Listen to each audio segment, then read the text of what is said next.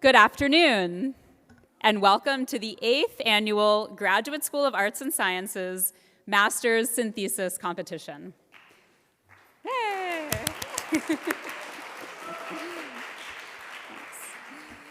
My name is Rachel Bernard, and I'm the director of GSAS Compass, the Office of Graduate Career and Professional Development, and I will be your host for today's event. My team's day-to-day work mostly involves working with graduate students to identify and achieve their post-graduation career goals. We always begin our advising appointments with students by asking them why they decided to pursue a master's degree in the first place. And most express deep passion for a particular topic, unfulfilled curiosity after finishing their bachelor's, or sometimes a desire to master a new field. However, we rarely get to hear more about their research, and this is one of the reasons why I love this event so much. Our MA students get a chance to put their research and public speaking skills on full display and have their very well-deserved moment in the spotlight. Thank you all, finalists and audience members, for joining us this afternoon. Now it is my pleasure to introduce Andrea Solomon, Vice Dean of the Graduate School of Arts and Sciences, who will deliver opening remarks.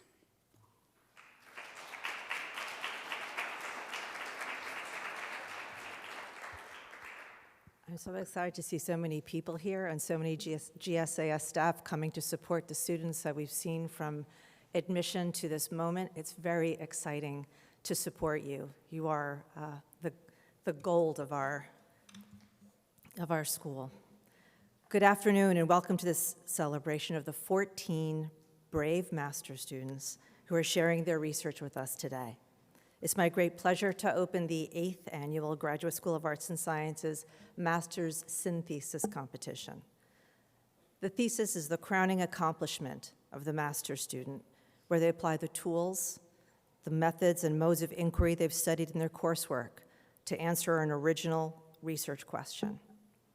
This afternoon, we'll hear talks about topics ranging from the environmental impact of a dam in Paraguay to a centuries-old Japanese ghost story, to the importance of geotagging to how a presidential election is playing out on TikTok. GSAS's SynThesis event embodies a graduate school's central aim: to provide our students with opportunities to thrive academically, professionally, and personally, both during their sojourn with us and afterward. We deeply appreciate the many MA program faculty and staff who support and encourage their students in their research. These scholars would not be here without your commitment and support. I'd also like to thank our panel of faculty and alumni judges who have volunteered for what will undoubtedly be a very difficult but exciting job today. And to the 14 finalists about to present, just so you know, I'm nervous, and I'm reading from a piece of paper. You exemplify the range and depth of graduate student research at Columbia. I know you've worked very hard to prepare for today. I admire your commitment to sharing your knowledge and your passion for your studies. I'm proud and impressed with what you've accomplished today. Good luck with your presentations, and try to have some fun.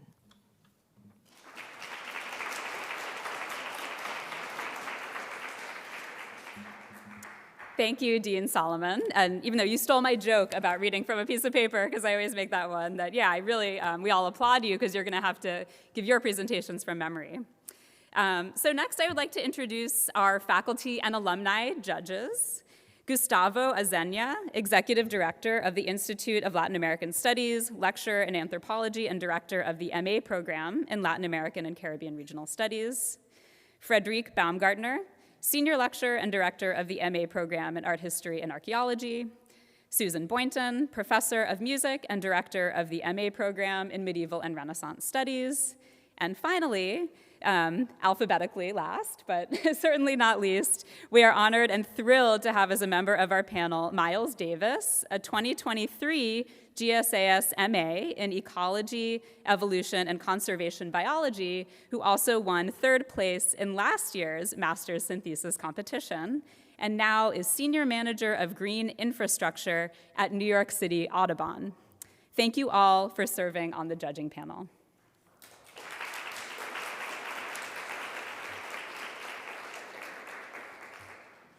Okay, so today's competition will begin shortly with presentations from the 14 finalists. Please refer to your event program for the order in which they will speak. Each finalist will present for 3 minutes using only one slide and no notes, and will be evaluated on both the content of their presentation and their delivery. At the conclusion of the presentations, the judges' scores will be tallied and the winners will be announced. The top 3 presenters, according to the panel of judges, will be awarded prizes of $1,000, $500, and $250, respectively. Audience members, keep in mind that your vote counts as well. Following the presentations, we will provide instructions to cast your vote for audience choice using the QR code on the back of your program, which will be activated after the presentations conclude. So if any of you are trying to sneak in votes now, it won't work. You have to wait till they're over. Okay, and now we will begin with our first presenter. We begin today with Lulu Bird from Global Thought, who will present An Algorithm for America, TikTok Mythologies of the United States Presidential Election. By 2016, Barack Obama had earned a reputation as the nation's first social media president. But as he's preparing to vacate the White House, he questions the impact that social media has had on politics, saying, in this new media ecosystem, everything is true and nothing is. Since then, the belief that social media helps to drive political polarization has become mainstream. My thesis investigates how TikTok media is framing the presidential election, and really this is a question about how medium affects messages, as political discourse is nothing new, but algorithm-driven communication environments certainly are. So I knew in order to understand this new medium, I would need to understand an old one as well, television advertising. I began my research by looking at political advertisements from past elections, and I saw that regardless of party affiliation, these ads tend to use similar strategies, a combination of issue-based approaches discussing policy outcomes and image-based approaches using symbols to make emotional appeals to viewers. These ads also construct caricature personas of candidates, juxtaposing them to evidence preference.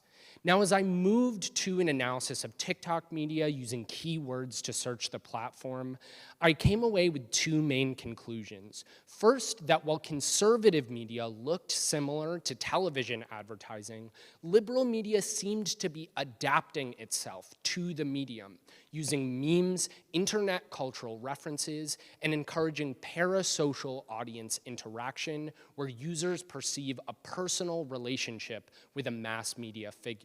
Now, political advertising is banned on TikTok, meaning users can't target specific audiences. And so political messages, which rely on a target audience with a contextual preconception, reach users through the algorithm. Enter my second conclusion, context collapse, where users outside the target audience are implicated in the viewership and through the comments section challenge the narratives presented. Now, one of the common arguments about polarization is that algorithms show users content they agree with, creating these information echo chambers. But TikTok's algorithm is structured to show users content that will keep them on the platform for as long as possible. Sometimes this is content that they explicitly disagree with and will watch anyway. When this occurs, context collapses, and what develops is not the unanimous agreement that begets polarization, but rather potentially constructive discourse. Thank you.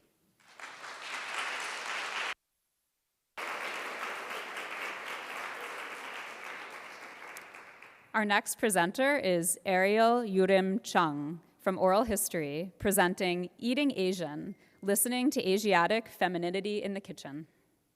Do you like Asian food? I do. Asians in the US have been historically racialized through food by two affects, disgust and desire. A little gruesome, right? But let's think with me. Rat eaters, smelly MSG, oh, and then sushi and boba. If you think about it, during COVID-19, while Asian hate crimes were rising, Asian food also became popular during this time. The Kitchen Project is an oral history project looking at Asian diasporic femmes and their relationship to food, labor, and maternal figures.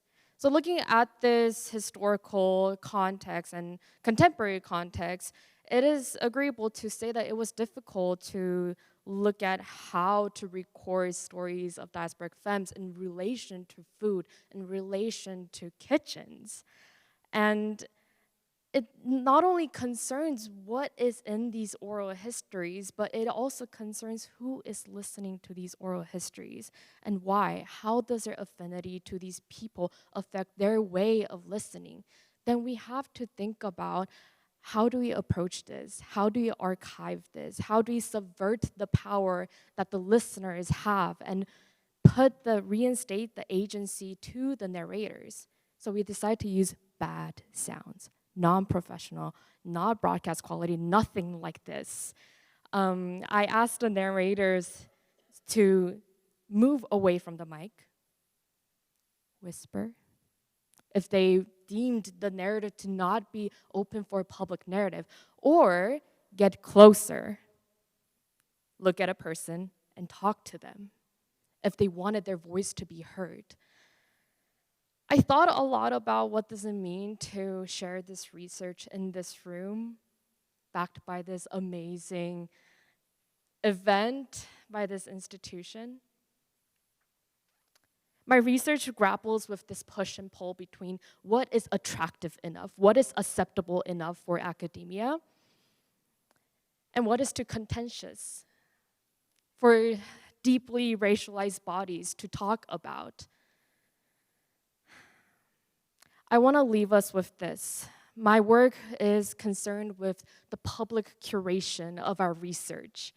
I believe that it is very important to acknowledge what we are doing in classrooms, but I also want to talk about how much it matters when we take our research outside and talk about it on the lawns.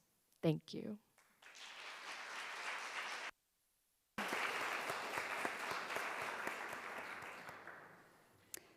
Our next presenter is Nathan Motulsky from English and Comparative Literature, presenting Impossible for Us to Sleep, Nocturnal Ecologies and Modes of Becoming in Leonora Sansei's Secret History, 1808.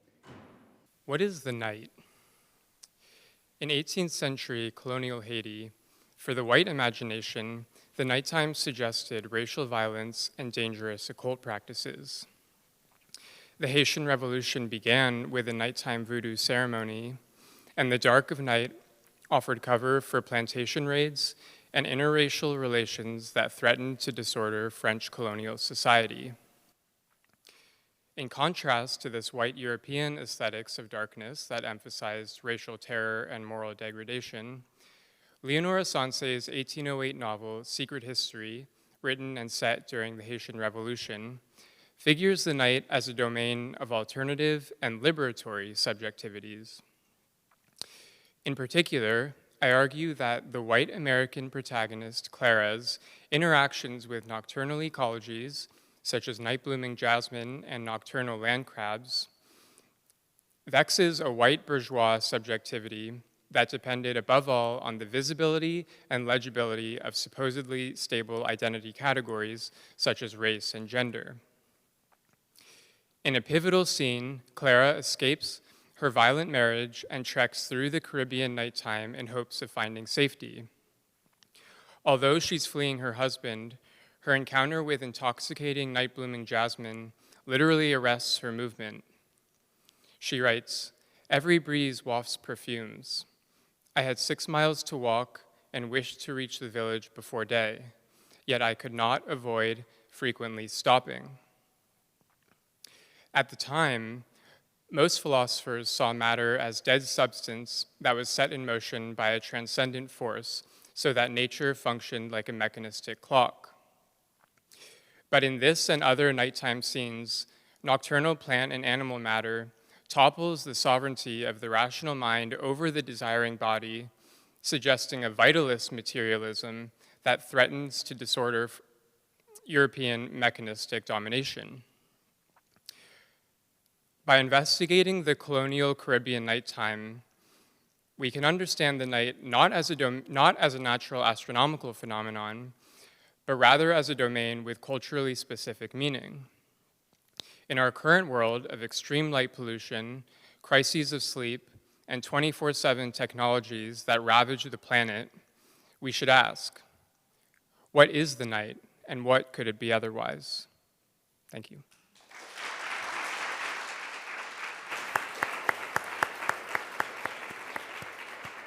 Isabella Giancola from Economics, who will share Not So Great Schools, how greatschools.org's rankings capture peer quality and not school quality.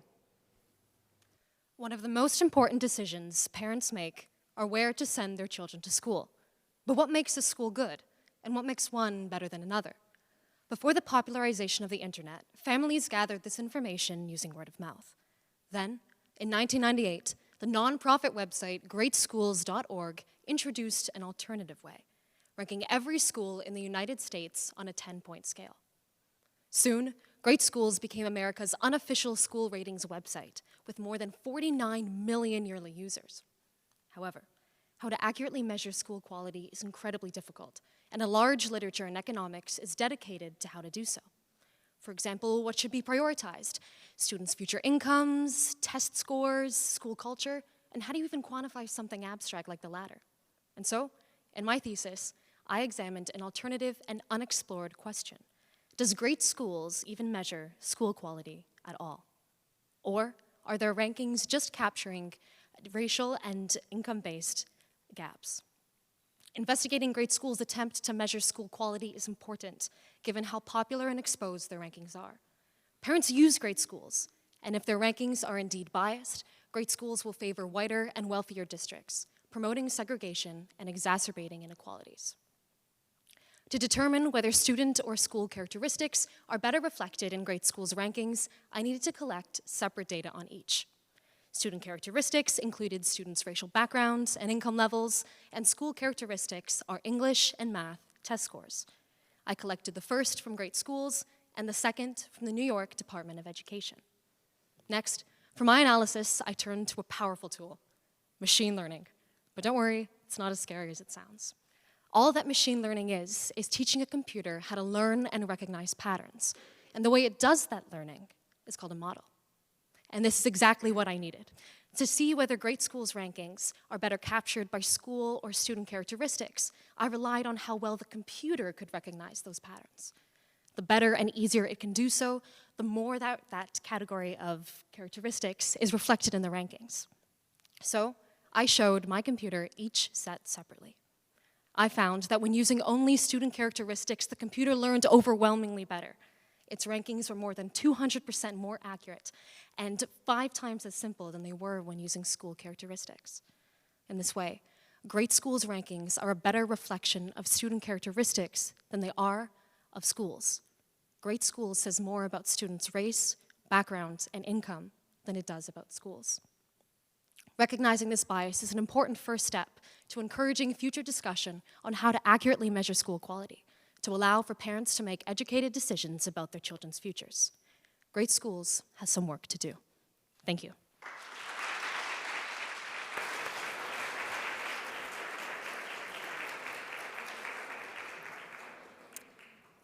Next, we have Crystal Cheng from East Asian Languages and Cultures presenting The Death of the Virtuous Woman, unveiling another side of a Japanese ghost story. Any Star Wars fans? Do you spend hours dissecting the movies and exchanging memes with your friends? Does the shared insider knowledge give you gratification? Well, such was also the case with the kabuki fans in Edo, Japan, centuries ago. During the Edo period, Japan was a heavily stratified feudal society where individual selfhood was constructed by purely purely against how well they perform their social duties within their community. But despite this constraint, the stability of the era also allowed popular entertainment like commercial fiction and theater to flourish. One iconic tale born in the heyday of Edo pop culture was the play, The Treasury of the Loyal Retainers, a revenge story celebrating loyalty and sacrifice. 77 years later, amidst social declines, the kabuki play Tokaido Yotsuya Kaidan premiered as a spin-off of Loyal Retainers in a double production alongside the classic, captivating audience for its thrilling portrayal of a ghost vengeance. While the central narrative revolves around Oiwa, portrayed up there, who transforms into a vengeful spirit after being abandoned by her husband and suffering a brutal death. The play also intricately weaves a subplot concerning her adoptive sister, Osode, portrayed down there, who despite all attempts to uphold fidelity to her fiancé and sacrifice for her family, unintentionally commits adultery with her biological brother and meets an abrupt and gruesome end by beheading, and you can see her head right here. So this seemingly random subplot is rarely seen in later performances and even scholarly discussions. So I wanted to unravel its significance within the context of the play's premiere production. New kabuki plays of the time were always written for specific actors. So I examined the key characters in Osode's narrative arc vis-a-vis the prominent roles they portrayed in the accompanying Loyal Retainers and some earlier productions.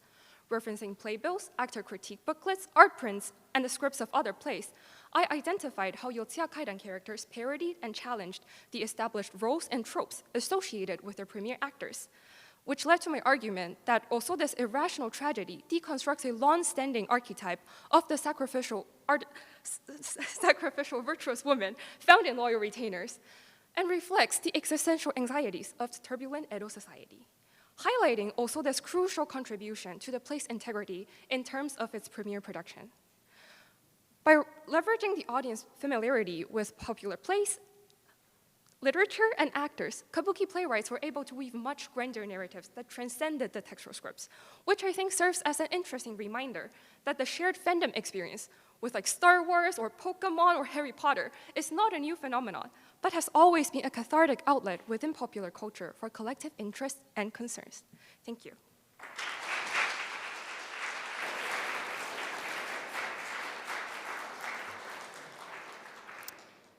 Jasmine Ureno Diaz from American Studies presents Exploring Bioethical Considerations, DARPA's Mycelium Investment.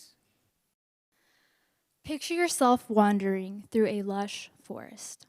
With every step you take, you tread upon a delicate network of lace-like threads that intertwine within the soil.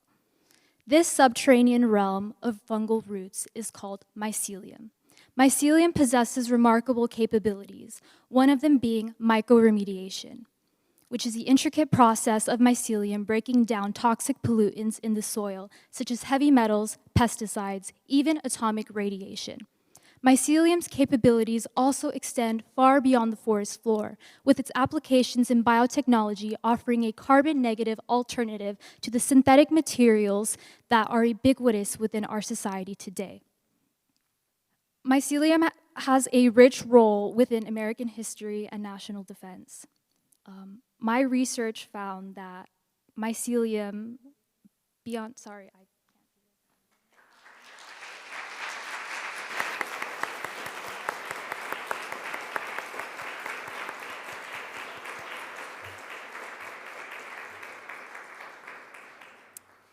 Taylor Francisco from Quantitative Methods in the Social Sciences presents Native American Data Representation, a Bayesian approach to model trends in small populations. Yate, She'e, Taylor Francisco Yunishe. Hello, my name's Taylor. I'm a Native American student from the Navajo tribe. The indigenous experience is inexorably marked by erasure. Over the centuries, this has taken many forms, from the physical eradication of our communities to the suppression of our languages. Today, this erasure is a lot more insidious. We are being systemically excluded from data analyses. We are consistently left out of reports due to low precision, as demonstrated in the graph, or lack thereof, from the Substance Abuse and Mental Health Services Administration, or SAMHSA, depicting mental illness and substance use in Native Americans. This is a grave injustice, because data is essential in determining policy formulation and resource allocation. Without the accurate data on things like addiction in our communities, things like Narcan and rehab facilities aren't allocated where they're needed the most. So what causes this low precision problem? It really boils down to a lack of information. With traditional methods or frequentist statistics, the only way to get more information is through collecting more data points or collecting information from more people, which isn't always possible with small populations, hence these empty graphs. Enter Bayesian statistics, which allows us to incorporate more information through the use of historical trends or prior knowledge. My thesis aims to assess the utility of Bayesian statistics in modeling trends in small populations using a case study of Native Americans and substance use dependence. I use the exact same data as SAMHSA, the National Survey on Drug Use and Health, over a 17-year period to establish a general trend of substance use dependence by race. I then took this trend to supplement data from a single year, 2020. The results are in the graph to the right. The black line indicates an equal chance of dependence compared to white individuals. Anything on the right indicates a higher chance of dependence. Anything to the left indicates a lower one. As you can see, the frequentist model in blue ranges from the far left to the far right, meaning that Native Americans can be anywhere from far less likely to being dependent to way, way more likely to being dependent compared to white individuals. In contrast, in red, the Bayesian model only ranges to the right of the line, meaning that we can tell with 80% confidence that Native Americans are more likely to be dependent compared to their white counterparts. This is huge. We go from being able to say nothing about Native Americans with the Bayesian or with the frequentist model to being able to discern a clear trend of higher dependence with the Bayesian one. Bayesian statistics lets us be seen, and we're not the only ones who can stand to benefit. Other marginalized populations that are either small or too hard to count, like refugees or non-binary individuals, can also benefit. We exist and we deserve to be seen. Thank you.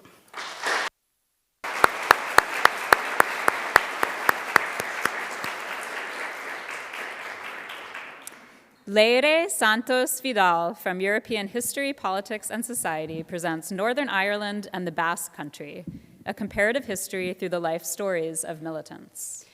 Good afternoon. The ultimate goal of my research is to understand the reasons that led a 20-year-old with an ordinary life to join a terrorist group and to kill someone.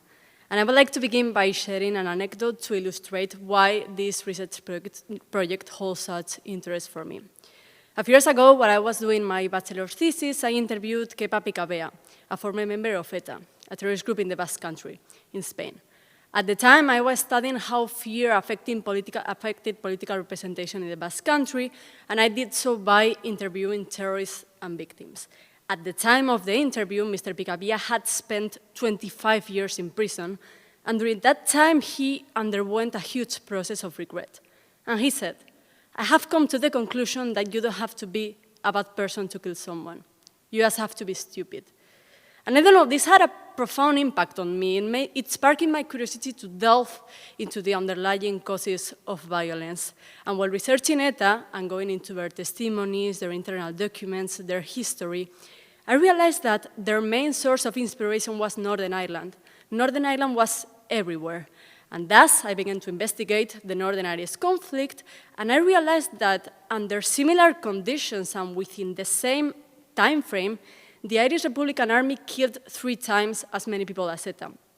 And I wondered why. Why was the Northern Irish conflict more violent? That is my research question. What I'm going to present to you is a comparative history project between Northern Ireland and the Basque Country. Comparing both scenarios makes sense because, as I said, they were very similar. They employed the same mechanisms of exclusion and justified violence in very similar ways. And yet, the IRA was more violent. Why? Well, there are many alternative hypotheses for this, which I discuss in my thesis, such as the economy. But my main hypothesis is that what made the Northern Irish conflict more violent was the religious component. It was religion. That's my ultimate hypothesis.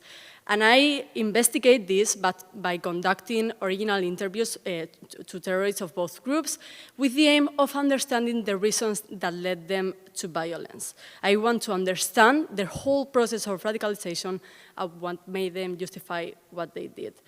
This project is highly innovative. This has never been approached from the discipline of history, and my contribution aims to enrich the historiographical landscape by introducing a novel perspective into the study of nationalist political violence, that affected both the United Kingdom and Spain. I think this project is very important because understanding the reasons for violence is essential to prevent it. Thank you very much.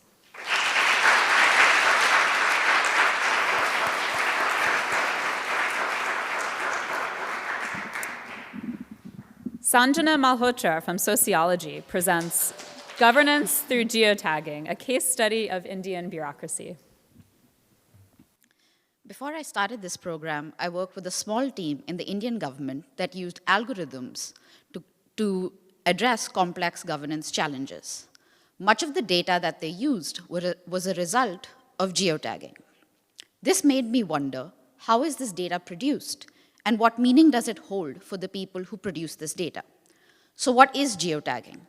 Geotagging is the process through which location data can be added to media, such as photographs or videos. We most commonly encounter this when we add our location to a social media post.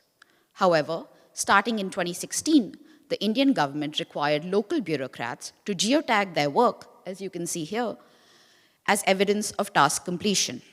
In India today, everything from rural road programs to housing to trees and community events are required to be geotagged. My study is the first that looks at the experiences and perceptions of the people who are actually doing this work of geotagging. Through interviews and analysis of policy documents, I find that there are deep conflicts in how this technology is perceived across different levels of the government. On one hand, the policymakers at the federal level see it as a new and revolutionary technology that can break through the entrenched patterns of paperwork-based colonial bureaucracy. On the other hand, the local bureaucrats see it as an exercise that just needs to be done, to be completed so that they can move on to other tasks. As a result, the act of geotagging being done becomes more important than the content that it contains. A data manager at the district level that I interviewed said, frustratedly, that I feel like I'm just collecting data for the sake of collecting data. Now, what does this mean in the larger scheme of things?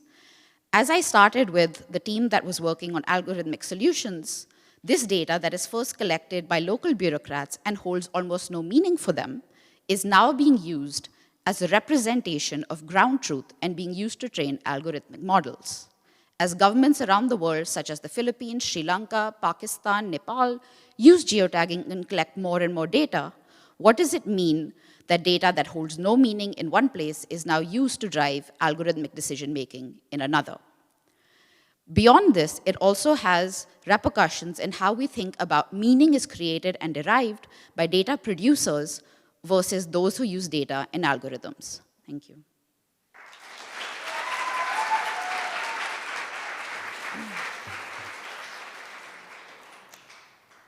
Alice Mee from Russia, Eurasia, and Eastern Europe Regional Studies presents The Enemy Within, Collaboration and the Borders of National Identity in Wartime Ukraine. Wars are conventionally viewed through the prism of friend versus foe, and yet, at the same time, treachery is as old as war itself. And so collaborators occupy a grey area, being an enemy that's also internal to the nation. There is little consensus on the meaning of the term collaborator, but it's generally defined by, 1, direct cooperation with an enemy force, and 2, that cooperation taking place under occupation. In the case of Ukraine, within weeks of the full-scale invasion in 2022, the government had passed laws specifically criminalizing collaboration. By the 2-year anniversary this year, there were over 8,000 cases registered in Ukrainian courts.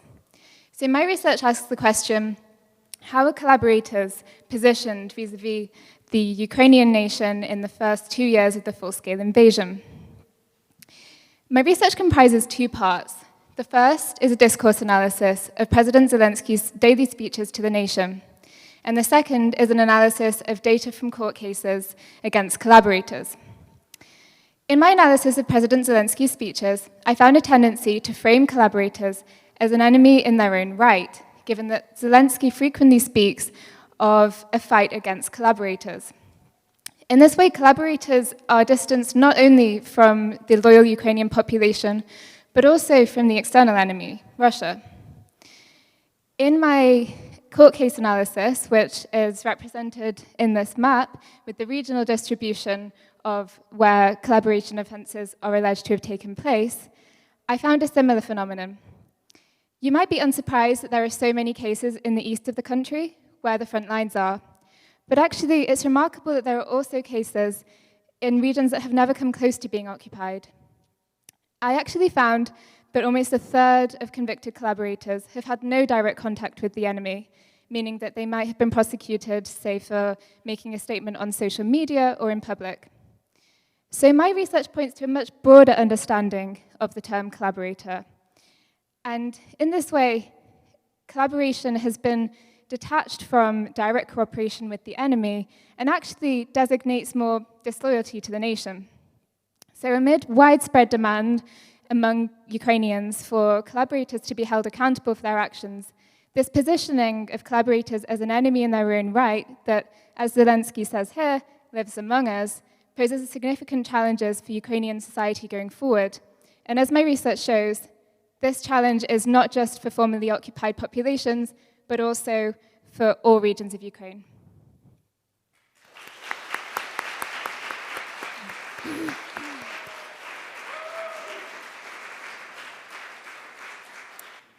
Anushika Halder from English and Comparative Literature presents Complicating Coming of Age in Contemporary Asian American Fiction. Time and time again, we are transfixed by the coming-of-age narrative, if recent box office hits like Barbie and Bottoms are any indication. Asian American literature is no exception, with one of its foundational texts, The Woman Warrior, possessing the subtitle, Memoirs of a Girlhood Among Ghosts. But coming of age is complicated, especially if we take a closer look at some of its conventions, which include distancing from one's biological family to eventually start your own and forming a stable individual identity. So where do these conventions come from? Well, the Bildungsroman. The Bildungsroman is a specific category of coming-of-age genre fiction that originated in 19th century Germany and its ideas about developing well.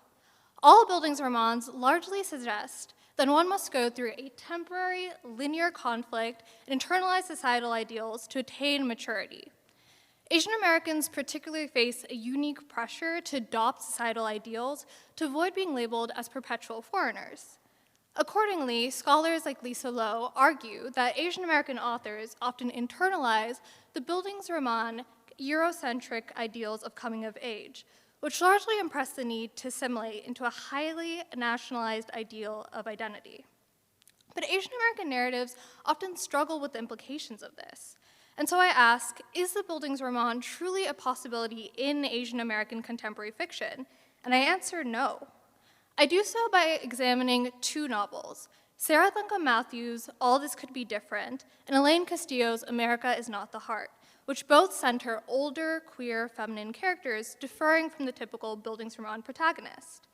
Because these characters cannot start a heteronormative family and maintain Asian cultural values that prioritize the collective rather than the individual, we're empowered to see the impossibility and contradictions of the Bildungsroman when it promises linearity and a path of assimilation. Accordingly, a second model of coming of age emerges, the second adolescence. Second adolescence is a term generally applied to LGBTQ individuals who often initially reject their authentic selves due to familial and societal pressures. There is no linear progression here, only the potential for rupture and change. By using this model instead, the novels point to the impossibility and contradictions of the Bildungsroman for Asian Americans as a whole more broadly, as many reject their authentic selves and adopt the Bildungsroman ideals only to be dissatisfied and disillusioned. So why does this matter? Because the Bildungsroman, despite its long-standing roots, has prevailed into the present. It is deeply entangled, as I've established, with the Asian American literary tradition and with identity, but it perpetuates harmful ideas about maturity. We must complicate coming of age as we return to it in storytelling and in society over and over again. Thank you.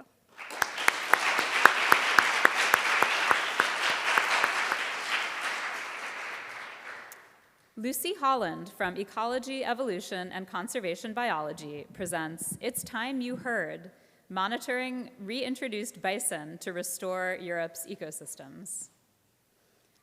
Since the Industrial Revolution, human-driven exploitation of wildlife and degradation of natural landscapes has left us with just a relic of what the Earth once was. Shockingly, over the past 60 years alone, more than 60% of animal populations have vanished, and a further 2 million species are at risk of extinction. This crisis demands action, and one promising solution emerging globally is rewilding. Rewilding presents a remarkable opportunity to allow our ecosystems to heal themselves. By reintroducing plants and animals that were once abundant, we can trigger a chain of events that will enable the system to regulate and maintain itself once again. Across Europe, reintroduction efforts have already seen success, with species such as lynx, boar, beavers, and many others reclaiming their native habitats. Notably, Romania has witnessed the reintroduction of the European bison, the subject of my thesis. Before they were hunted to extinction in the late 18th century, bison were widespread and roamed the European wilderness. These 2,000-pound herbivores are a crucial part of nature and are considered ecosystem engineers. By grazing and trampling vegetation, they maintain open habitats for which a multitude of animals rely on. Their presence enriches ecosystems by fertilizing the land, which in turn sustains a complex web of life. Consequently, the return of bison can serve as a catalyst for the restoration of their entire ecosystem. But the landscape that bison return to has changed over the past 2.5 centuries. To ensure their successful reintegration, my thesis focuses on monitoring the adaptability of the bison to this altered landscape.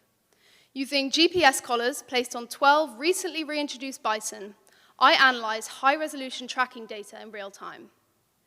This allows me to address pressing questions for rewilding, such as what habitats do they prefer, how far are they ranging, and how are they interacting with people and other wildlife. I've discovered that bison prefer deciduous over evergreen forests, that they require access to corridors for seasonal migrations, and that they have flexible diet and habitat preferences. Importantly, initial observations suggest successful coexistence with people and minimal interactions with resident predators, such as bears and wolves. However, continuous monitoring is crucial, as these dynamics may change over time. By harnessing innovative technology and ecological insights, my findings ensure the successful restoration of an iconic species into its native habitat. This can inform future reintroductions, ensuring the restoration of robust, wild, and sustainable ecosystems. But rewilding offers us so much more than just a recovery of nature.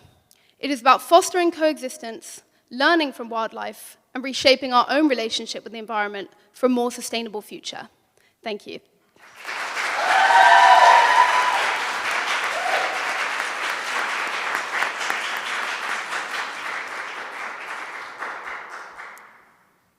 Agustina Carvalho from Quantitative Methods in the Social Sciences presents Damned If We Do, Damned If We Don't, assessing the environmental impact of the Itaipu Dam on Paraguay through synthetic control methods.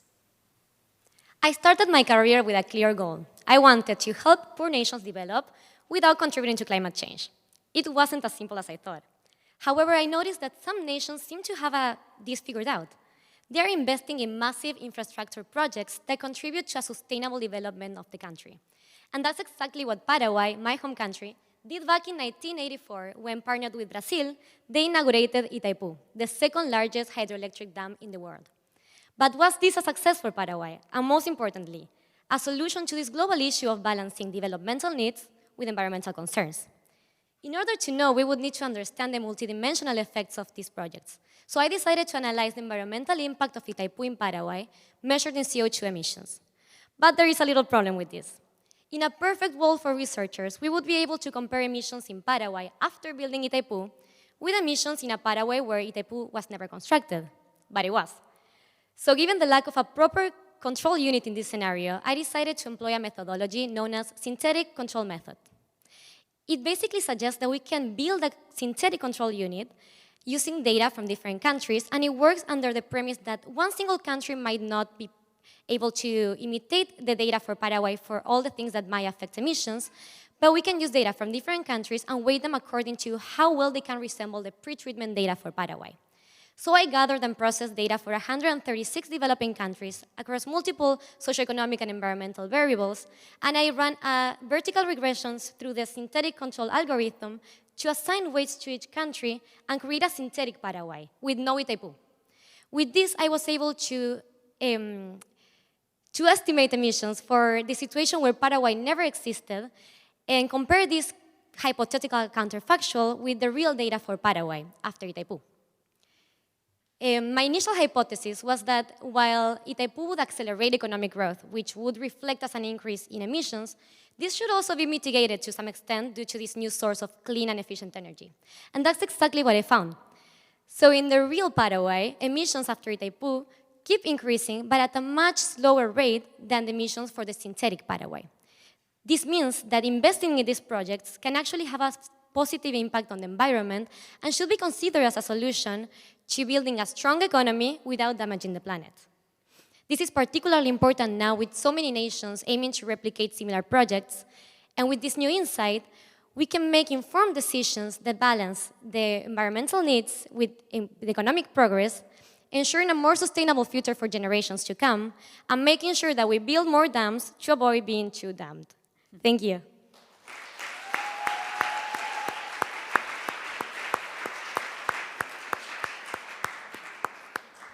Wow, thank you, finalists. Let's give a final big round of applause to all 14.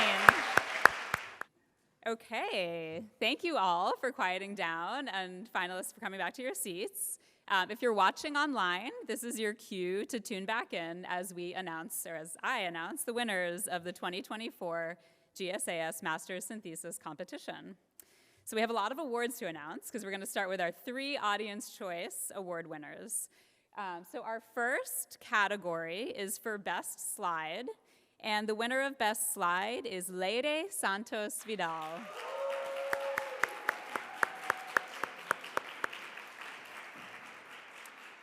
Our next category is Best Communication, and that goes to Cici Wong.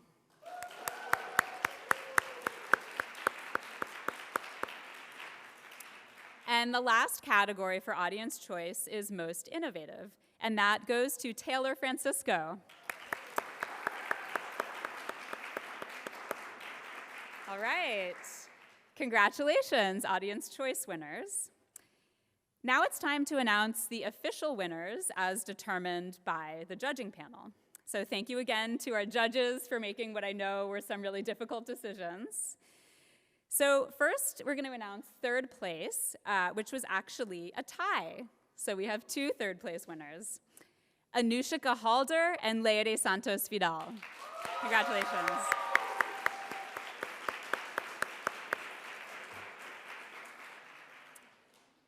In second place is Lucy Holland.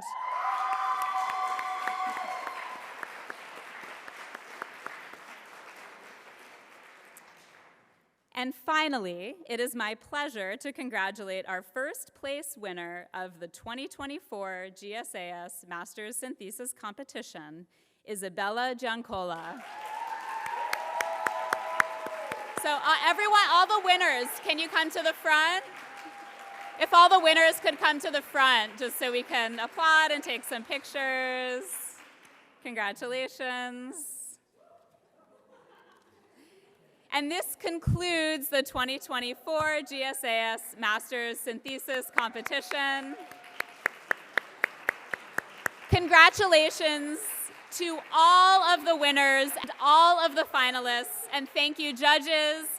Thanks to all of you for joining us this afternoon, and thanks to my colleagues for helping out to make this event happen. Thank you all, and congratulations.